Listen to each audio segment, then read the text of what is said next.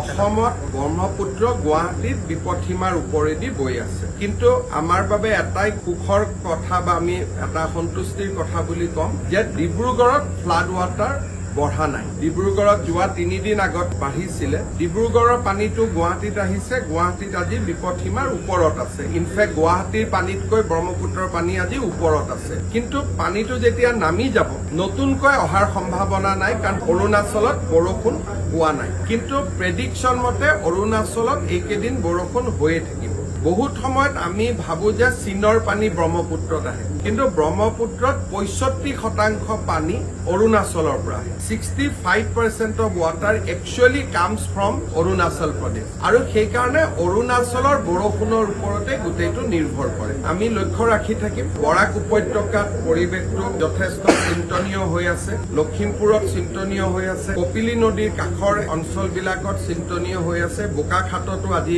পানী অলপ আছে কাৰণ ব্ৰহ্মপুত্ৰৰ পানীটো ডিব্ৰুগড়ৰ পৰা নামি আহি আছে কিন্তু এতিয়ালৈকে কোনো বিশেষ মথাউৰি ভঙা নাই আৰু সকলোখিনি এতিয়ালৈকে আমাৰ নিয়ন্ত্ৰণৰ ভিতৰত আছে